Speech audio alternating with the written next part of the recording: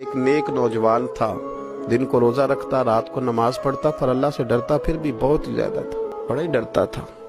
موت کا وقت آیا تو ماں ہی تھی بس اس کی، تو ماں سے کہنے لگا اماں تو میری ماں ہے، میرے ساتھ 3 وعدے تو کر۔ اس نے کہا پتر تو بتا، آخری ہج کی لے رہا ہے اور اس غریبنی ماں سے تو وعدہ لے رہا ہے، بتا کیا وعدہ۔ عرض کرنے لگا اماں جب میں مر جاؤں نا تو میرے گلے میں رسی ڈال کے تو مجھے گھمانا گھر کے صحن میں، اور لوگوں کو کہنا جو رب کی نافرمانی کرے اس کا یہی حال ہوتا ہے۔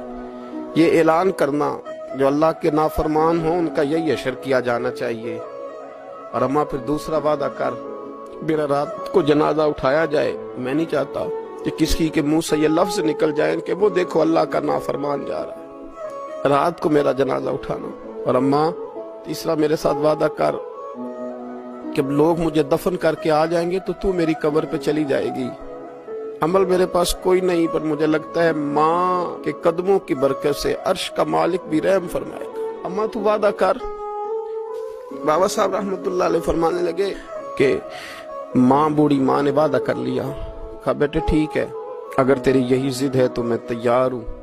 پھر اس نے کلمہ شہادت پڑھا، اس نوجوان کی روح پرواز کر گئی۔ بوڑھی ماں نے رسی منگائی تو ولی من خاف مقام ربہ جنتان، جو ڈر جائے، اس نے تو کہا تھا نا کہ رسی ڈال کے گھمانا اور کہنا یہ اللہ کا نافرمان ہے، اس کا یہی اشر ہونا چاہیے تھا۔ لیکن جب ماں گلے میں رسی ڈالنے لگی تو گھر کے ہر کونے سے آواز آنے لگی خبردار، یہ رب کا دوست ہے، اللہ کے دوستوں کے ساتھ اس طرح کا معاملہ نہ کیا جائے، اسے چھوڑ دیا جائے۔